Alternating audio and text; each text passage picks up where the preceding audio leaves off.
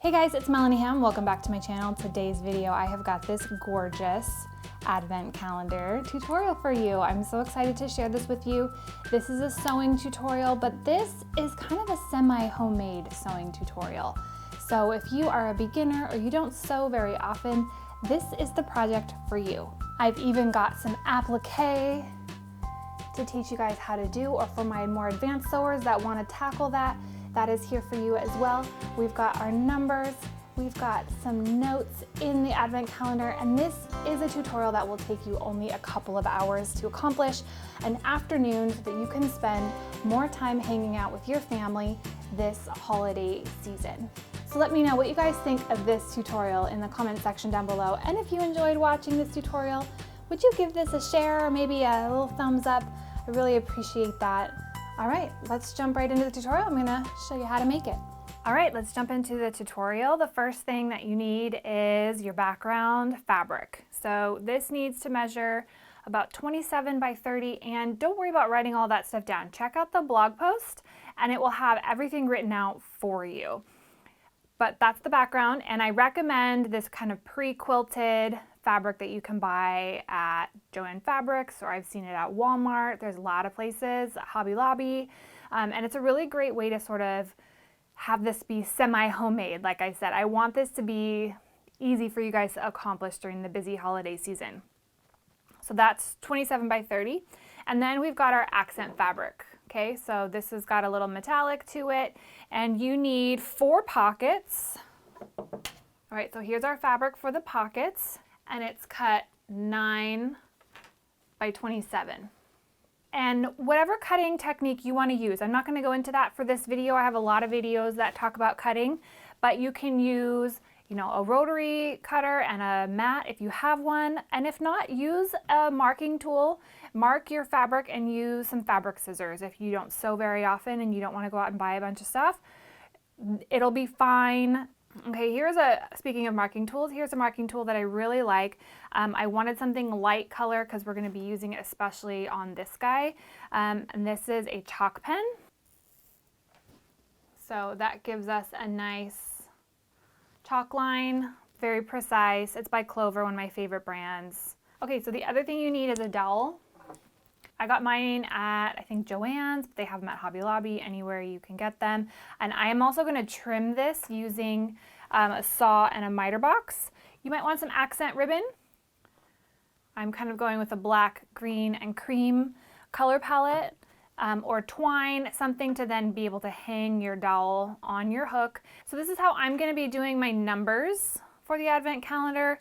I printed these out and I used a little punch. We're going to talk more about that when we get to that section of the video, but I want to show you lots of different options so that you can kind of make this your own and do what works well for you guys. Oh, I also want to mention you will need some pins. All right, so this is the back of my advent calendar, and what I'm going to do is go over to the ironing board and I'm going to fold it over and press it, and then fold it over again. And you can press it like that, but this kind of material, you're gonna need a little extra help, so that's where you will use the straight pins. So we're gonna do that on this side, the bottom, and the other side. The top we're gonna leave unfinished for now, and we're gonna work on that a little bit later.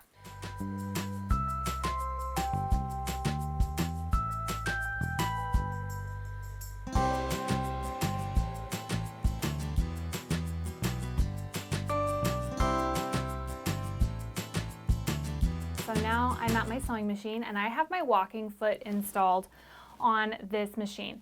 If you have one, it'll be nice to use because of the sort of thicker fabrics and you doing multiple layers, but don't run out and buy a walking foot just for this project. If you don't have one, you'll be able to do it just fine. Remember, this is the back of our advent calendar, so I'm going to use the edge and sew down, and then I'm going to turn it over and do an additional top stitch. Get as close to this fold as you possibly can. Back stitch at the beginning.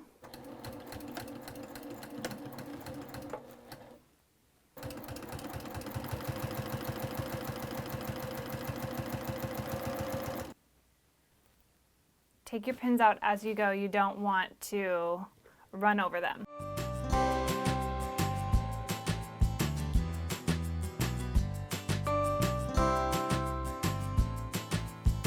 All right, I feel like it was too hard to see with my walking foot on there, so I swapped it out for my normal foot.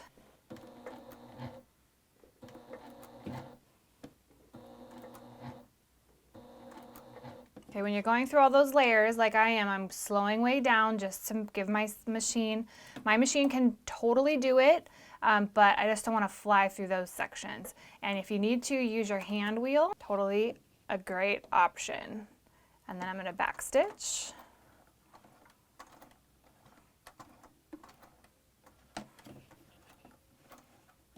So this is how you would do it with your hand wheel if you aren't sure how your machine will perform. All right, so we have it sewn all the way down, and now we can rotate it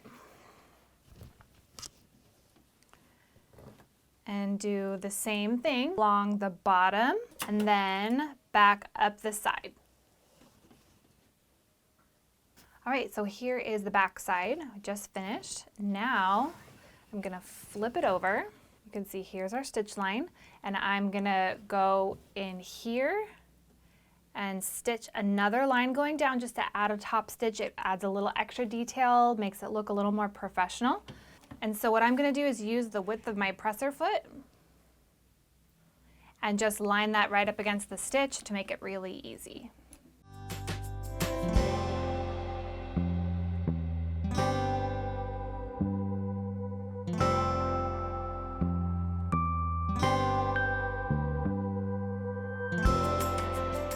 So you have it. It looks really clean and it adds a little extra detail. And I don't know if I mentioned before, but the thread color, you want to make sure that it's a coordinating thread color, because especially if you don't sew very often and you have any wiggly lines, it'll be hidden if it's a color that just blends right in with this background. So do that on the side, along the bottom, and back up the other side. And this is also an optional step. You don't have to do this if you don't feel like it. All right, everyone, so now here is the game plan. I've got my pockets laid out, but I want to show you up here. I folded this over. I have not finished this edge yet. I'm just going to leave that till later, but this is 2 inches, and then mark 2 inches down. And then I just put a clover clip to just keep that nice and folded and out of the way. That way we could continue with our measurements. Let's talk about our pockets. So my pockets are folded over, and there's 4 of them. We're first going to take one pocket section, that's why it's 9 inches, and we are going to sew down the length of it with 1/4 of an inch seam allowance.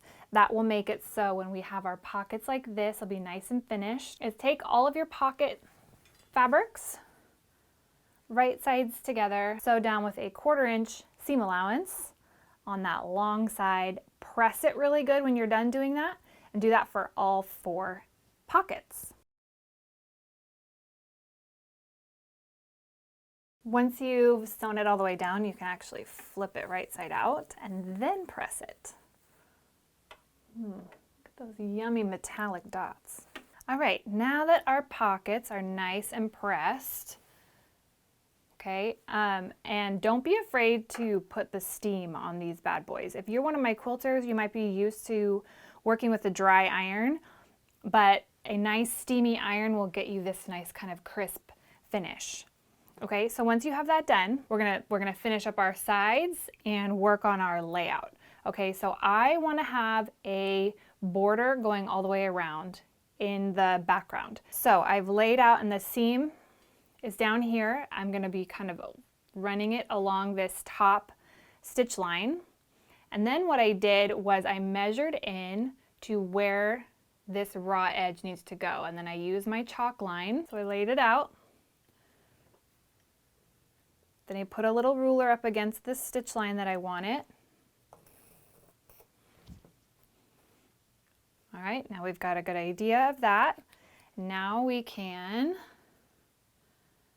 open this up, fold it inwards, right to the point of that line.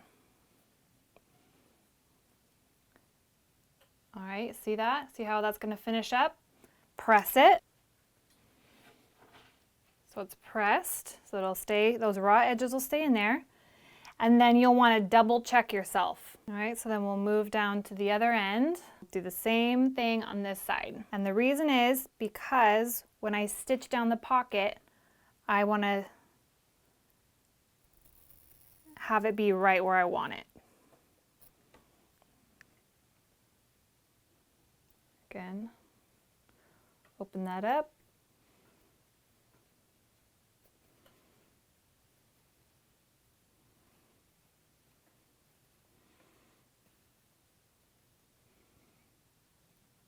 All right, now press it and then double check yourself. So what I'm gonna do is I'm gonna stitch right along here with a green thread so that we don't see it, because that'll finish up that edge. So right along the edge, I'm going to stitch with a green down along the entire bottom and then back up the side, all right? So that's how we're going to attach our pocket, but we want to make sure the sizing is right first. And then you can pin it in place, and don't forget to swap your machine out, your thread out for a green, a coordinating thread to whatever your accent color is.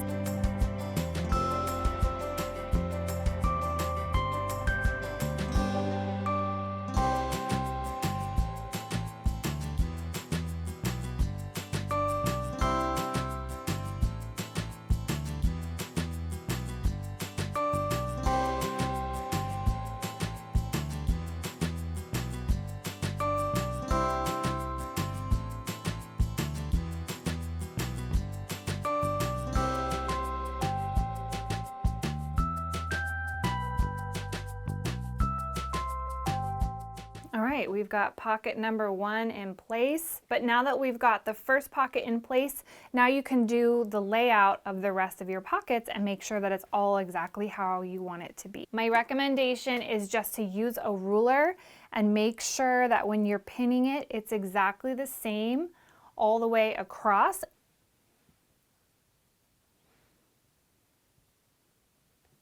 Okay, so repeat the same steps for the sides where you bring that in.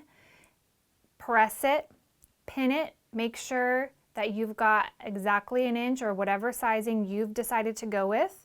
If you do a little less, you'll have more room at the top. So if you feel like you want to decorate the top of your advent calendar and have a little more space, you can narrow this down a little bit, and then you'll pin it in place and then attach it just like we did with the first pocket. Sew those pockets on. All right, we've got all of our pockets attached. Okay, so now let's talk about how to make the individual pockets. We need a total of 24 for December 1st through December 24th. And so we've got 4 rows, meaning we need 6 pockets per row. So what I'm gonna do is I'm gonna measure from the top pocket, and I'm gonna measure that and then use those measurements to bring them all the way down. So here's my chalk line, which is directly in the center of one of my pockets. For me, that measurement is 11 3/4. So whatever yours is, put a line directly in the center. Then we need to make 3 on the right side and 3 on the left side. So mine are here and here. Those measurements are about 3 3/4. But just make sure that you have those are the same, and then the same for the other side.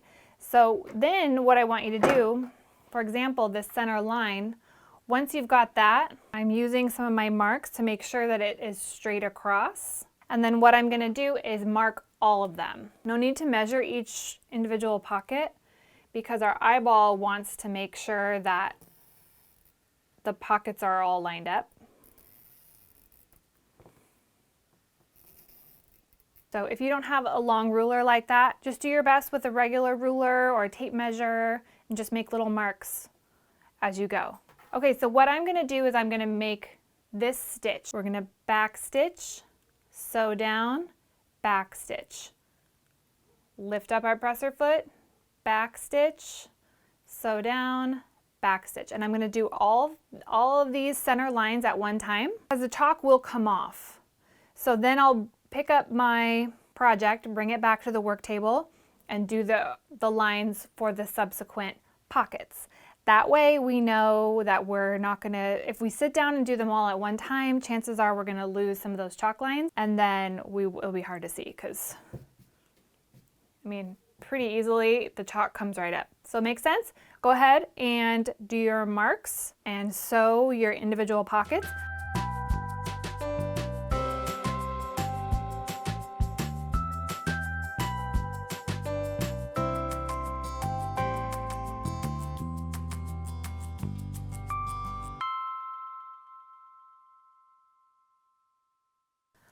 All right, everyone, check it out. We've got our pockets sewn, and I attached my numbers, and I'll go over that right now. So what I did with the numbers is I printed this out just on regular printer paper. I used a punch to cut it out, and then I clipped it with these adorable little clothespins. And the reason I wanted it to be semi-homemade, like I mentioned before, I wanted it to be a little bit interactive for my kids to have fun. And so that's why I mixed up the numbers. That way they have to go find the number for the advent, but you don't have to do it that way. I could reorder it next year and do it 1 through 24. You can, especially if your fabric is lighter than mine, you could write it with a paint pen or with a fabric pen, something like this.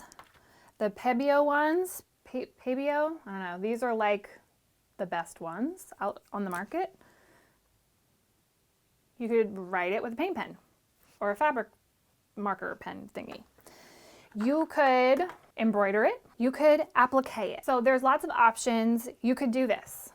You can, get creative and personalize it to what you feel like you want to do. I'm going to show you how to applique, but again, up here, you can use a lot of different methods. You can embroider that. You can leave it plain. You can write something, etc. But this is what I'm going to do. I'm going to use some extra fabric that I had from my pockets, and I'm going to applique this simple tree.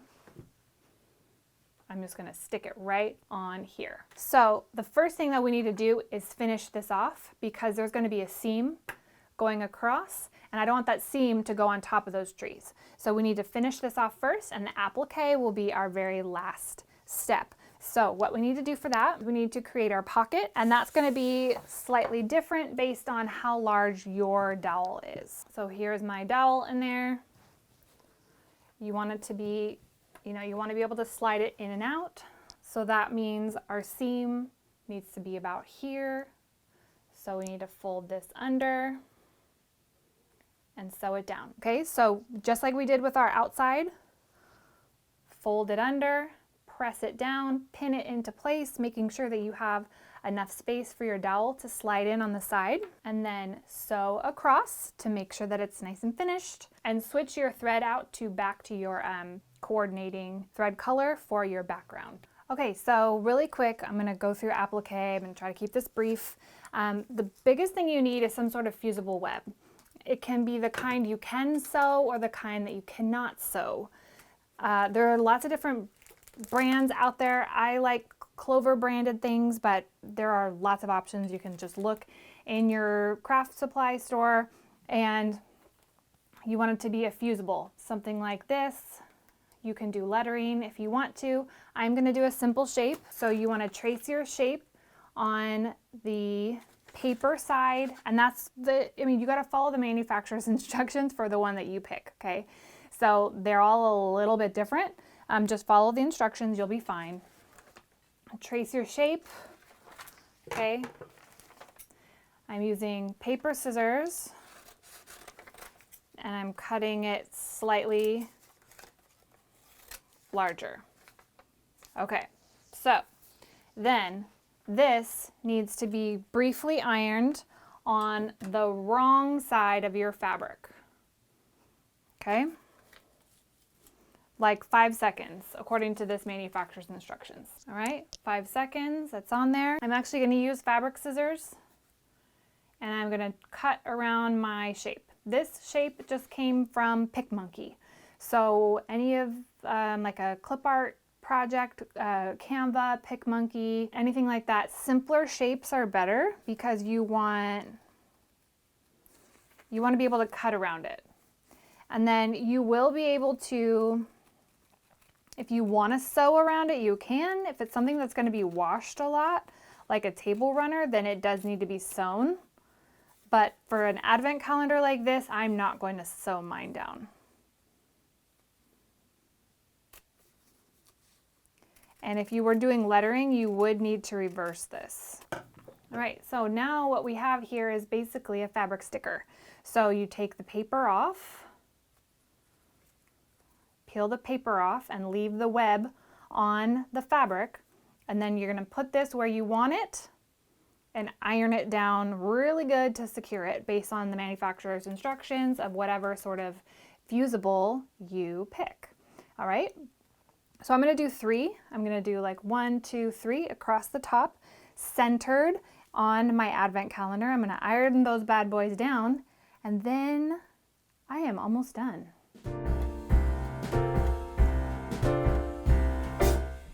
We wish you a Merry Christmas. Thanks so much for watching this video, you guys. I hope you enjoyed it. If you did, would you like and subscribe to my channel? I really appreciate the support. As always, the blog post is a great resource for you. It has all of the fabric measurements, options, links, the names of everything. It's a great place for you to go. It's the first link down below.